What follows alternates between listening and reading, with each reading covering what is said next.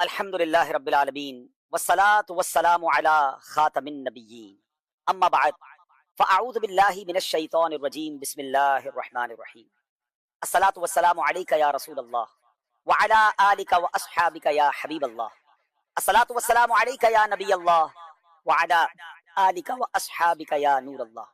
ناظرین، کیا کبھی ہم نے رک کر یہ سوچا ہے کہ یہ نیلا آسمان ستونوں کے بغیر کیسے کھڑا ہے؟ یہ سمندر اپنی حدود سے باہر کیوں نہیں نکل رہے؟ اور ہماری ایک ایک سانس میں ہوا کا وہ کون سا متوازن نسخہ ہے جو ہمارے دل کو دھڑکنے پر مجبور کر رہا ہے؟ قرآن پاک میں سورہ الفرقان میں اللہ کریم کا پیارا ارشاد ہے، وَخَلَقَ كُلَّ شَيْءٍ فَقَدَّرَهُ تَقْدِيرًا۔ آسان ترجمہ قرآن کنز العرفان، اور اس نے ہر چیز کو پیدا فرمایا پھر اسے ٹھیک اندازے پر رکھا۔ آج کے اس پروگرام میں ہم ایک ایسے مبارک اور روحانی سفر پر جا رہے ہیں، ایک ایسا سفر جس کا مقصد اللہ کی بنائی ہوئی چیزوں میں غور و فکر کرنا ہے، یعنی اللہ کی تخلیق میں غور و فکر کرنا۔ آج ہم اس کائنات کو صرف ایک خوبصورت منظر کے طور پر ہی نہیں بلکہ ایک لائف سپورٹ سسٹم کے تحت اس نظر سے بھی دیکھنے کے لیے جا رہے ہیں جسے اللہ پاک نے انسان کی بقا اور زمین کے توازن کے لیے ڈیزائن کیا ہے۔ ذرا سوچئے، ہماری یہ زمین خلا کے اس خوفناک اور سرد اندھیرے میں، آپ نے خلا سے زمین کی تصویر تو دیکھی ہوگی نا، اس پوری خلا کے اندر زمین تو ایک ڈاٹ، ایک نقطے کی حیثیت رکھتی ہے، اور زمین کے باہر والی دنیا میں آکسیجن نہیں ہے، اور بہت زیادہ بعض جگہ پر ٹھنڈ ہے جہاں نہ زندگی کا کوئی نام و نشان ہے، جہاں نہ آکسیجن ہے، لیکن ہم زمین کے اندر ہیں۔ ہم خود کو کتنا محسوس کر رہے ہیں؟ کیوں؟ اللہ کریم نے اس زمین کو ایک پوشیدہ حفاظتی ڈھال سے محفوظ رکھا ہے، ایک خوبصورت، یوں سمجھیے کہ ہمارے گرد ایک ڈھال ہے جس سے ہم اللہ کی رحمت سے محفوظ ہیں۔ ہمارا یہ ماحول صرف ہوا کا نام نہیں، یہ اللہ کی بنائی ہوئی وہ ڈھال ہے جو خلا سے آنے والے خطرناک پتھروں کو، شہاب ثاقب کو زمین پر پہنچنے سے پہلے ہی جلا کر راکھ کر دیتی ہے، اور سورج کی اتنی ہی تپش کو روکتی ہے جتنی ہماری زندگی کے لیے ضروری ہے۔ ذرا مضبوط پہاڑوں کو دیکھیے، بظاہر یہ صرف مٹی اور پتھر کے ڈھیر نظر آتے ہیں، لیکن قرآن کریم میں اللہ ارشاد فرماتا ہے، الم نجعل الارض مہادا، کیا ہم نے زمین کو بچھونا نہ کیا اور پہاڑوں کو میخیں؟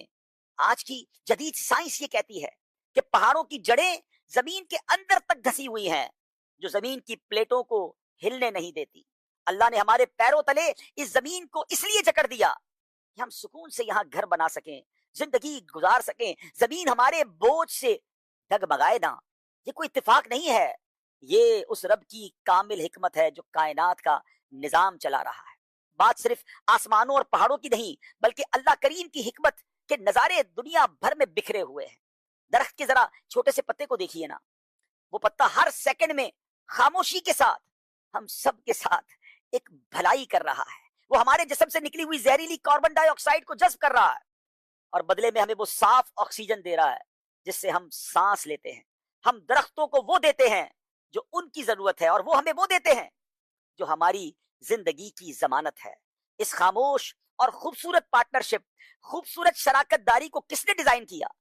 یقیناً اللہ رب العالمین نے۔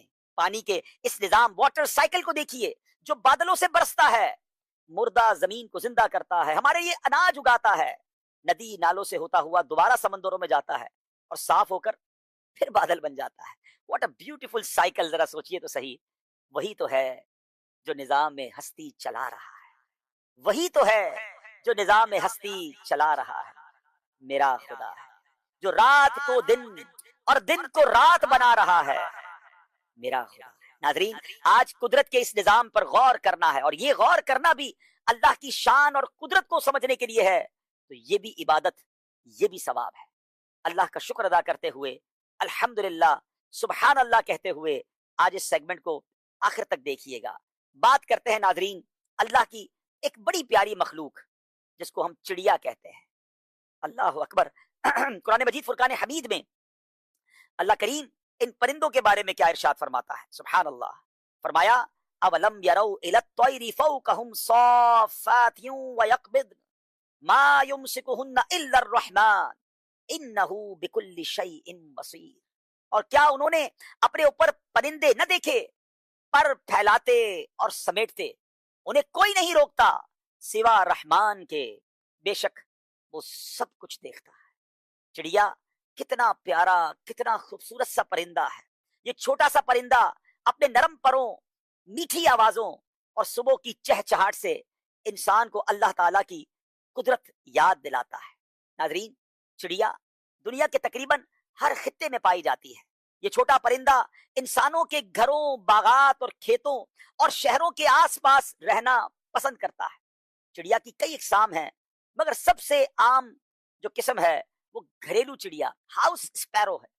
چھوٹا جسم ہے، نرم پر ہے، تیز چونچ ہے، خوبصورت چہچہاٹ ہے، اجتماعی زندگی ہے۔ چڑیا کا گھونسلہ بنانا، بچوں کو دانا کھلانا، صبح سویرے آواز لگانا، یہ سب اللہ تعالیٰ کی قدرت کی عظیم نشانیاں ہیں۔ حدیث پاک میں آتا ہے، رسول اللہ علیہ الصلوۃ والسلام نے ارشاد فرمایا، اگر تم اللہ پر کما حق ہو توکل کرو تو وہ تم کو ایسے رزق عطا کرے گا جیسے کہ پرندوں کو دیتا ہے، کہ وہ صبح کو بھوکے جاتے ہیں اور شام کو سیر ہو کر لوٹتے ہیں۔ دیکھیں نا، اربوں پرندے صبح بھوکے گھر سے نکلتے ہیں، مگر سب جب شام کو گھونسلے میں آتے ہیں سب کو روزی مل چکی ہوتی ہے، پھر ہم کیوں روزی کے لیے پریشان ہوتے ہیں؟ یہ پرندے ہمیں توکل سکھا رہے ہیں۔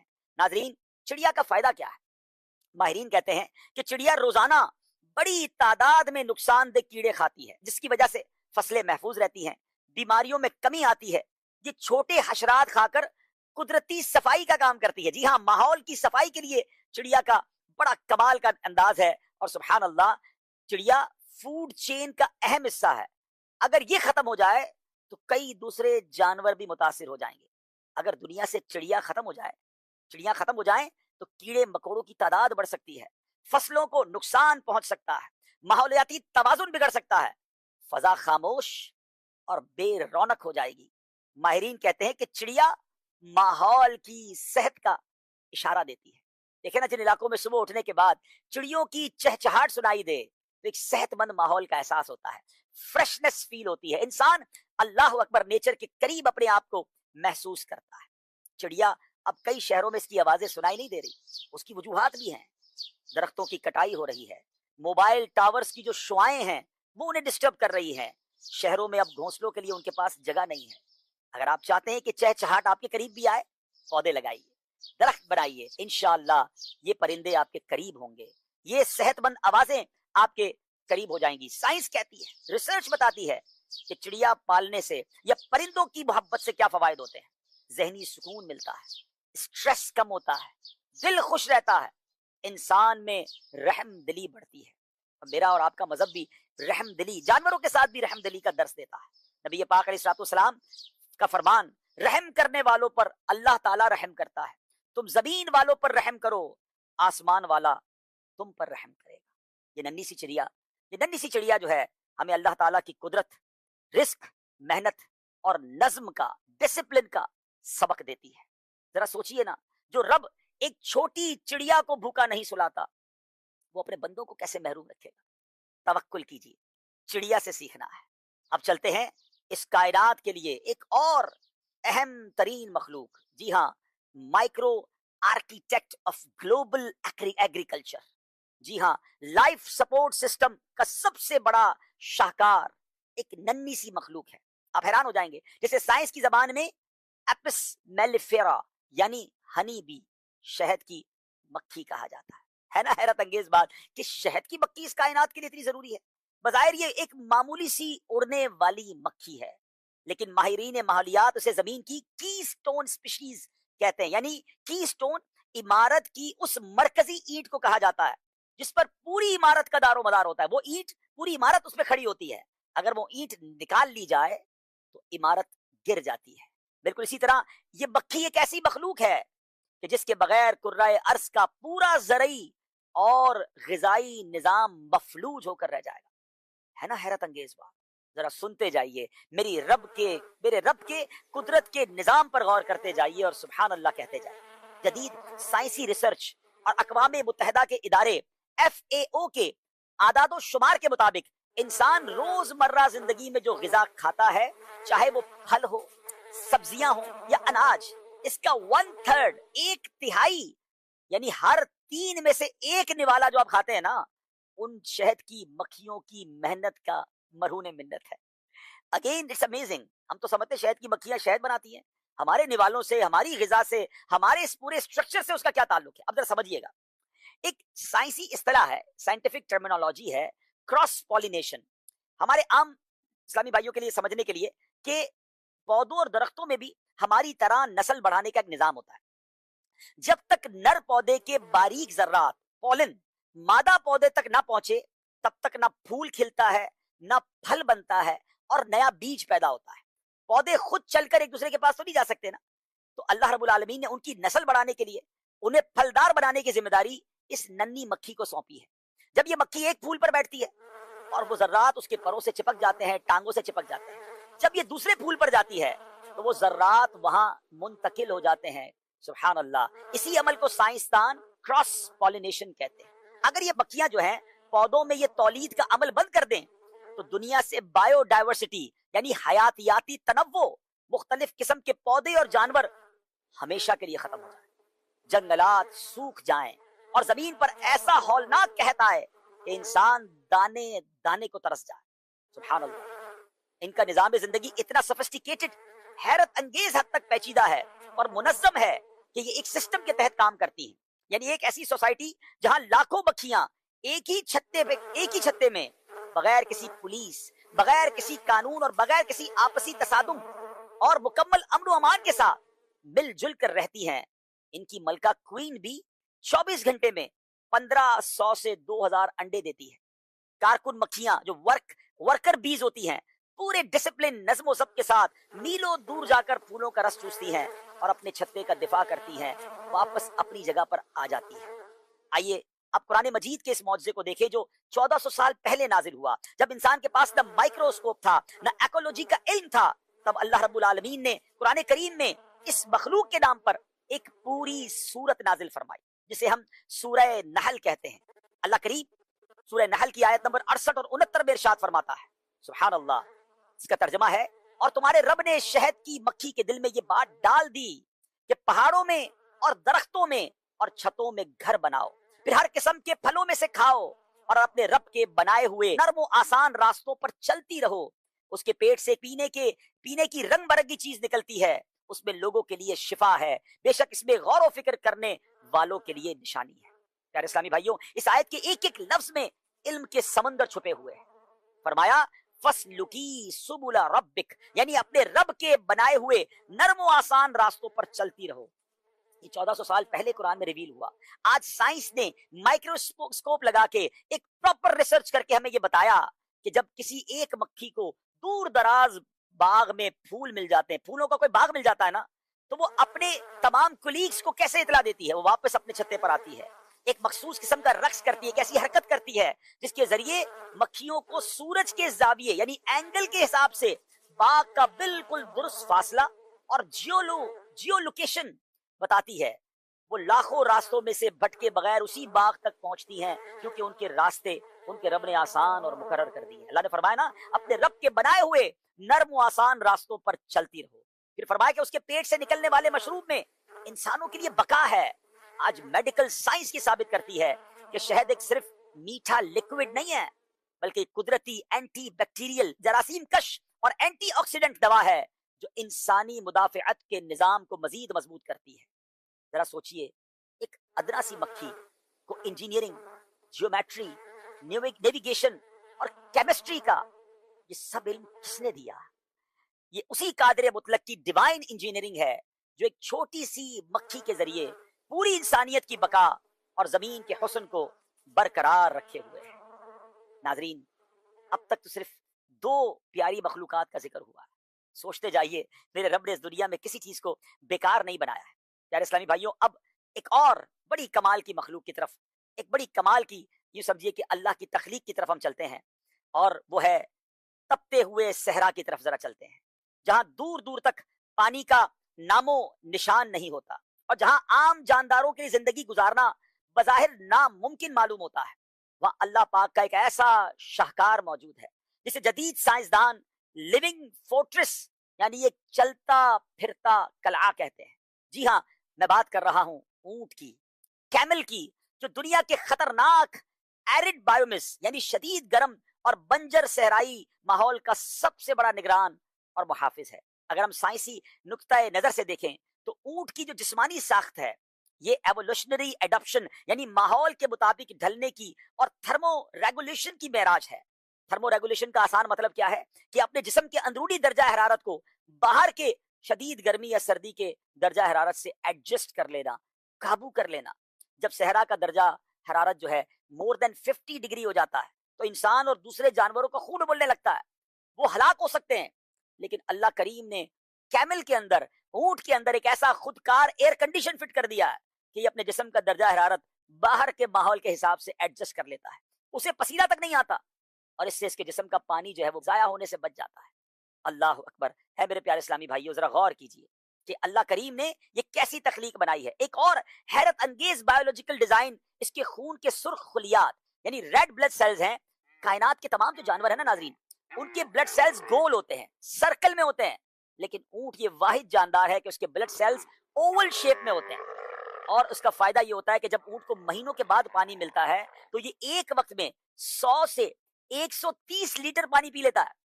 اور یہ جو اس کی اوول شیپ میں جو سیلز ہوتے ہیں نا، یہ غبارے کی طرح پھول جاتے ہیں مگر پھٹتے نہیں ہیں۔ اور جب اسے مہینوں پانی نہ ملے تو شدید ڈی ہائیڈریشن، پانی کی قلت کے باوجود اس کا خون گاڑھا ہو کر جمتا نہیں ہے بلکہ روانگی سے چلتا رہتا ہے۔ کچھ لوگوں کے، عام لوگوں میں غلط فہمی پائی جاتی ہے کہ اونٹ اپنے کوہان ہمپ میں پانی جمع کرتا ہے۔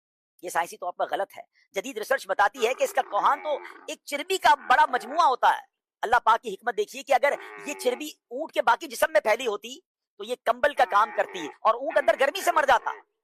اللہ نے چربی کو ایک ہی جگہ کوہان میں جمع کر دیا ہے تاکہ باقی پورا جسم صحرا کی تپش کو آسانی سے باہر خارج کر سکے، اور ضرورت پڑنے پر یہی چربی پگھل کر اونٹ کو توانائی اور پانی دونوں فراہم کرتی ہے۔ ماحول یعنی ایکو سسٹم کا یہ کتنا بڑا نگران ہے کہ صحرا میں اگنے والی وہ زہریلی اور کانٹے دار جھاڑیاں جس کے بارے میں کوئی جانور سوچ بھی نہیں سکتا، اس کو چھو بھی نہیں سکتا، مگر اونٹ کی زبان ایسی ہے، چمڑے جیسی زبان ہے، یہ سخت اور چمڑے جیسی زبان ان زہریلی جھاڑیوں کو بھی چبا لیتے ہیں، اور یہ صحرا کی جھاڑیوں کو ایک حد سے آگے بڑھنے نہیں دیتا۔ پیارے اسلامی بھائیوں، اللہ کریم نے عقل و شعور کو جھنجھوڑنے کے لیے اپنی توحید اور قدرت کی سائنسی دلیل کے طور پر اسی مخلوق کا قرآن میں ذکر کیا۔ اللہ نے فرمایا افلا ينظرون الى الابل كيف خلقت۔ سبحان اللہ، کیا فرمایا؟ تو کیا وہ اونٹ کو نہیں دیکھتے کہ کیسا بنایا گیا؟ اللہ نے یہ نہیں فرمایا کہ اونٹ کو دیکھو، بلکہ فرمایا کیف خلقت، یعنی اس کی بناوٹ، اس کی انجینئرنگ کو دیکھو۔ اس کے پاؤں کے نیچے ایسے قدرتی پیڈز ہیں، گدے ہیں جو ریت کے اندر اس کے پیر دھسنے نہیں دیتے۔ اس کی آنکھوں اور پلکوں پر ڈبل تہ ہے جو اسے ریت کے صحرائی طوفان سے بچاتی ہے۔ اس کے نتنے جو ریت کے آتے ہی خودکار طریقے سے کلوز ہو جاتے ہیں، بند ہو جاتے ہیں۔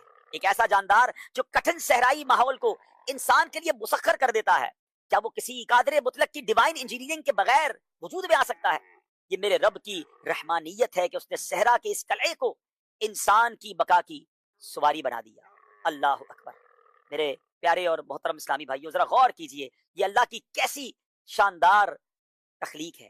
اب چلتے ہیں ایک اور رب کی شاندار تخلیق، the apex micro predator and bio control agent spider. بات کرتے ہیں مکڑی کی۔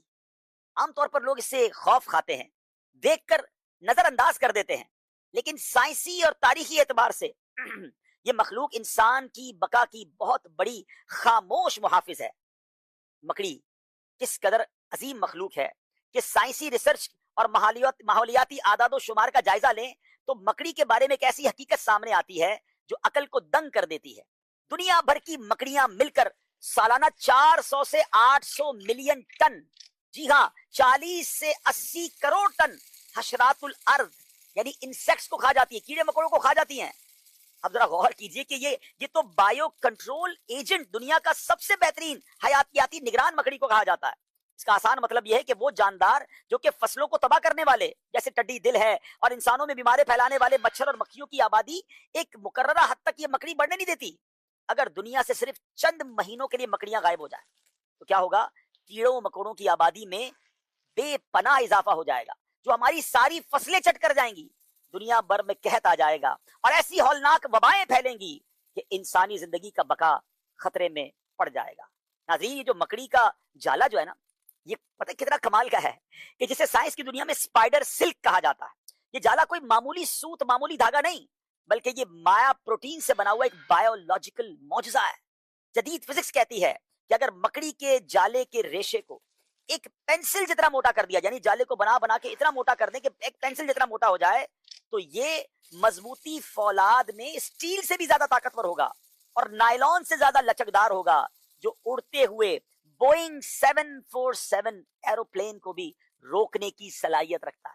آپ سوچ رہے کہ کس قدر اس کے اس چھوٹے سے تار میں طاقت ہے، اگر اس کو ملٹیپلائی کر کے ایک موٹا رسی بنا دی جائے تو اس کے اندر اتنی لچک اور اتنی طاقت ہے۔ اللہ کریم نے اس ایک اپنی تخلیق کے بارے میں پوری قرآن پاک کی ایک سورت نازل فرمائی۔ اس سورت کا نام کیا ہے؟ اس مخلوق کے نام پر رکھا، سورہ عنکبوت، اسپائڈر۔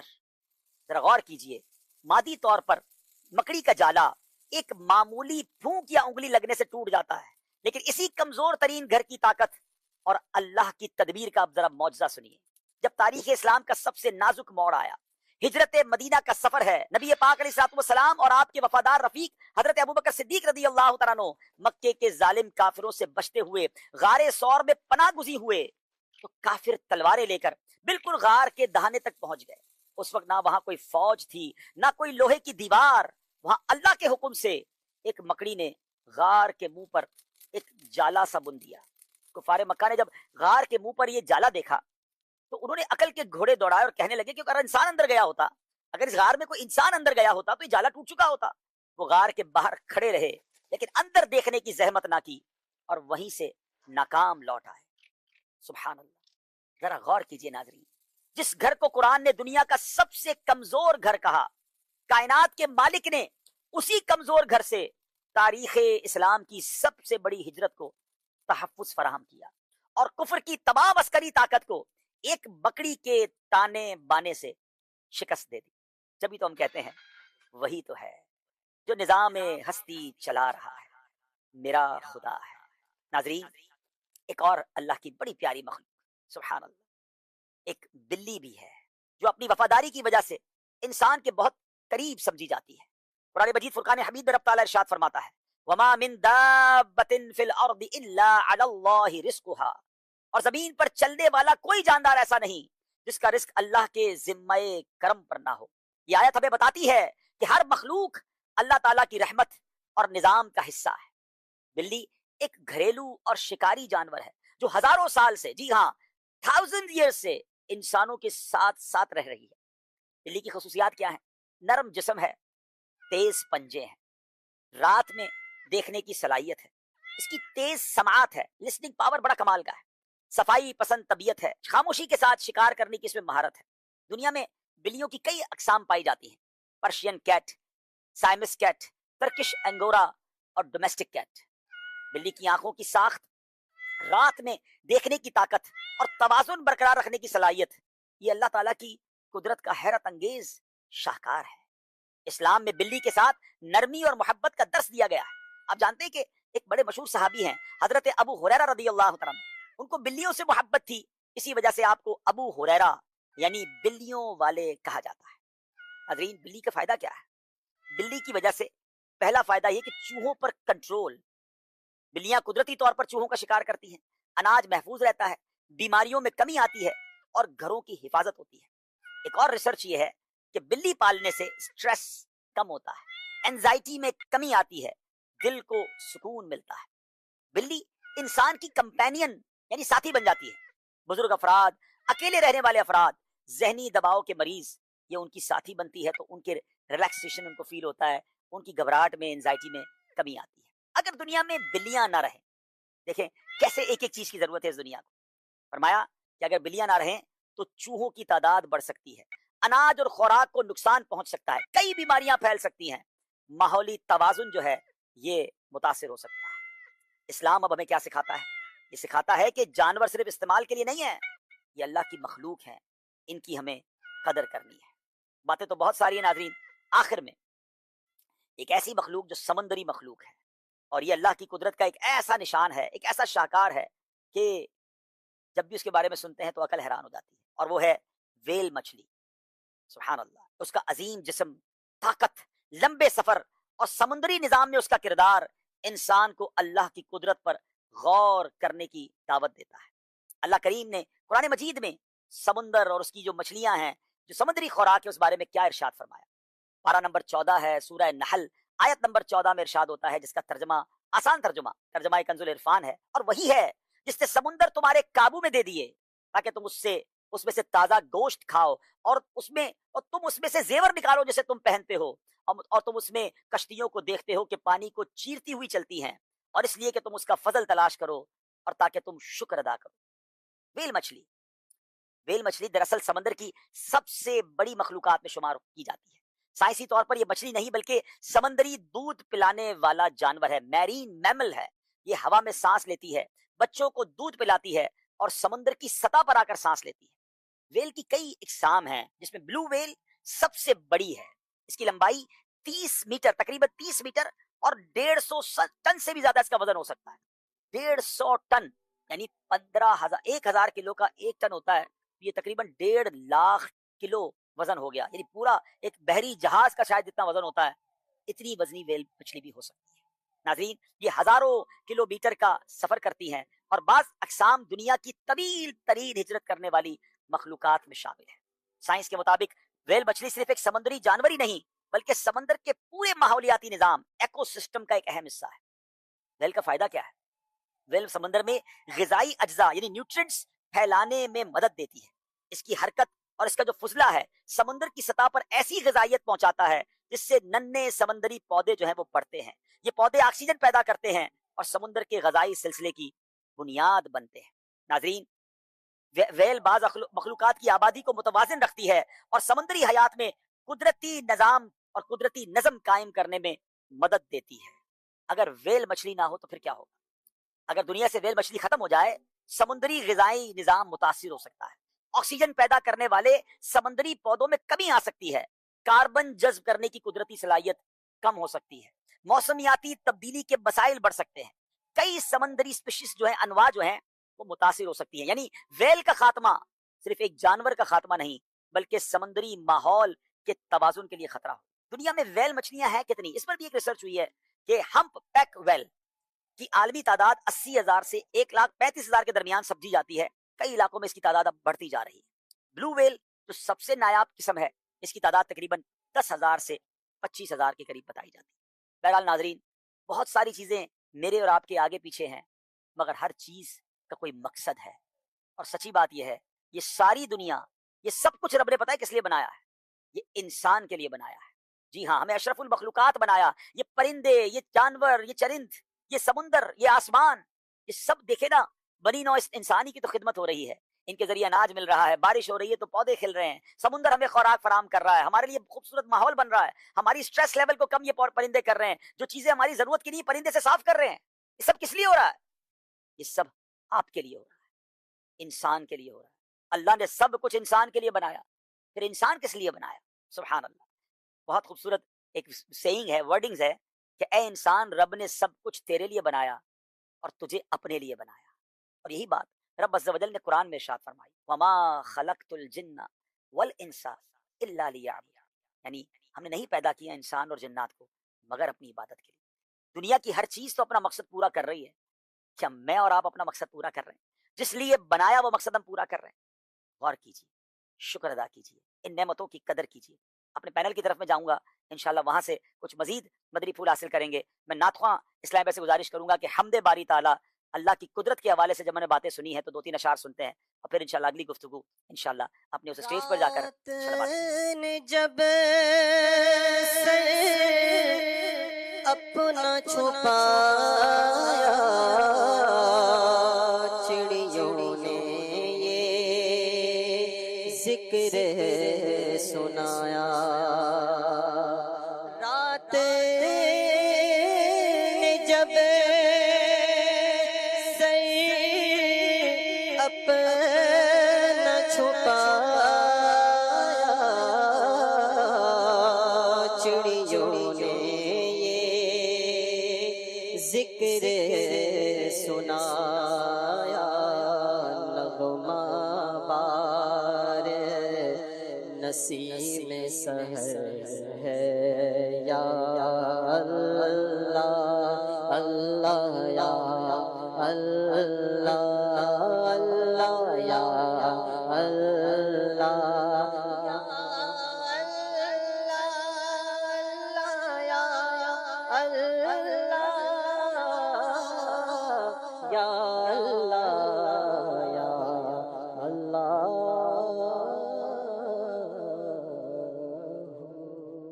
سبحان اللہ سبحان اللہ.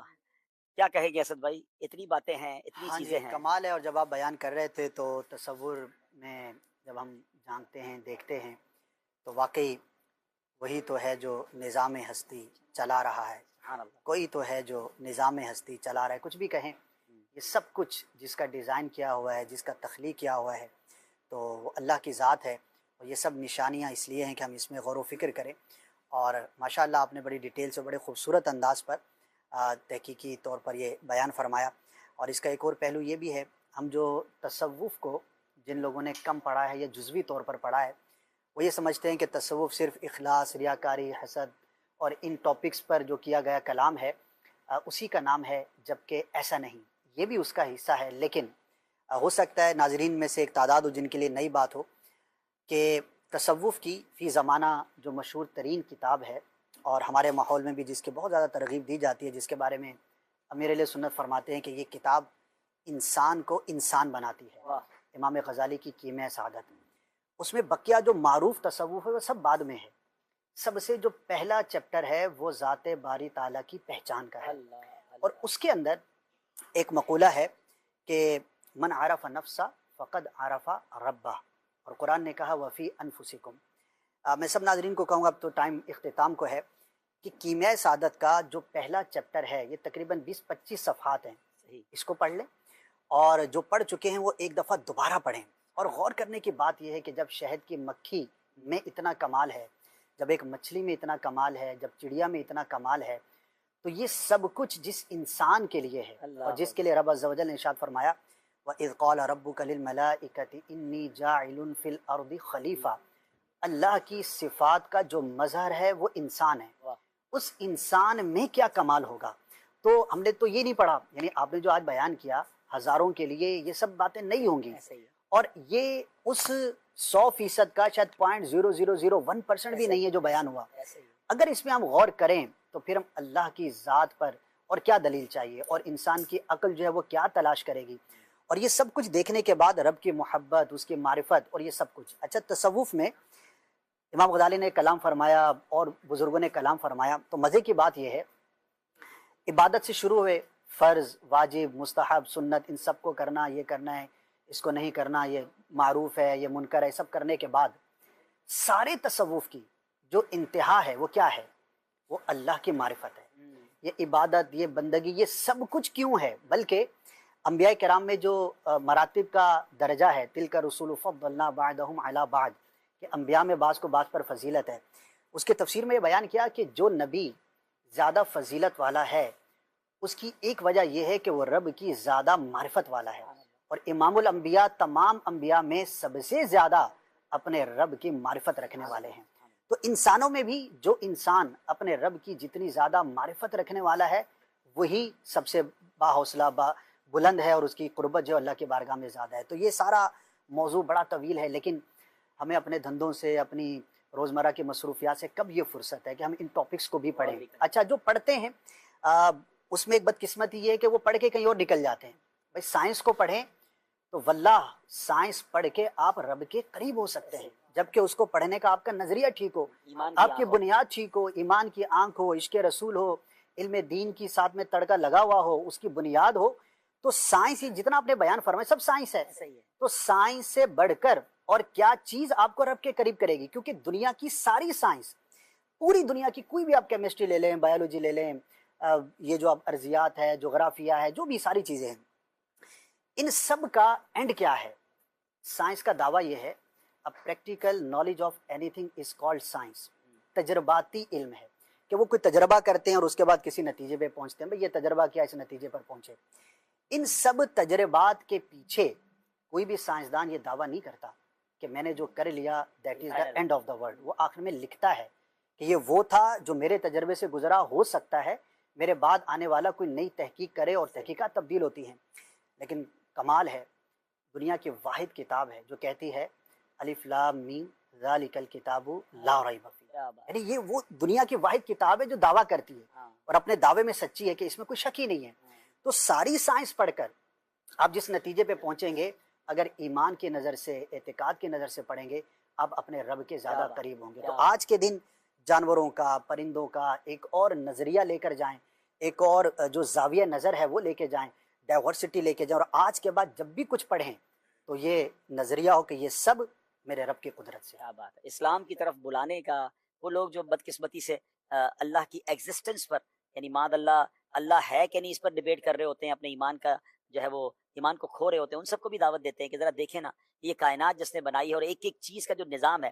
جو ابھی گفتگو میں ایک بات سامنے آئی، میں خود بھی غور کر رہا تھا تھوڑے، میں جب کینیڈا میں تھا تو میں ناسا کا سینٹر تھا، میں وہاں وزٹ کرنے گیا، مجھے ان چیزوں سے تھوڑا سا کافی شغف ہے کہ یہ جو اسٹرولوجی ہے اور خلائی جو تمام معاملات ہیں، اسی لیے یہ آپ 16ویں منزل پہ رہتے ہیں، ہمیں آسمان کے قریب ہے۔ آسمان کے قریب 17ویں منزل پہ رہتا ہوں تو میں وہاں گیا تو بہت کچھ علم اضافہ، میں نے اس پہ ایک ویڈیو بنائی ہے انشاءاللہ عنقریب اس کو بھی ریلیز کریں گے کہ کس طرح یہ پلانٹس ایک دوسرے سے دور ہیں، لیکن جو ابھی گفتگو کے دوران جو مجھے ماشاءاللہ اسکرپٹ ملا تھا، اس طرح غور کریں کہ جب بھی ہم دیکھتے ہیں چاند پر کوئی جا رہا ہے یا مریخ پر جا رہے ہیں، جہاں بھی جا رہے ہیں یا ایون خلا میں جا رہے ہیں، تو وہ ایک سوٹ پہن کے جاتے ہیں جس میں آکسیجن ہوتی ہے، یعنی اس کا مطلب زمین سے باہر نکلنے کے بعد آکسیجن نہیں ہوتی۔ آپ نے سب نے جہاز میں سفر کیا ہوگا، آپ نے دیکھا ہوگا کہ 30-40,000 کے بعد باہر ٹیمپریچر لکھا ہوتا ہے -55 ڈگری ٹیمپریچر، ٹھیک ہے، 55 ڈگری 70 ڈگری مائنس ہوتا ہے، اس کا مطلب جی تو بندہ وہاں زندہ نہیں رہ سکتا نا، اتنا اوپر جا کے ٹھنڈ اتنی ہے، آکسیجن اوپر نہیں ہے، ہمیں جہاز کے اندر کی آکسیجن پرووائڈ کی جاتی ہے، اور یہ کہا جاتا ہے جب اگر آکسیجن میں کمی ہوئی تو آپ کو ماسک دے دیا جائے گا، اٹ مینس اب انوائرمنٹ میں آکسیجن نہیں ہے، آپ اوپر گئے آکسیجن ختم۔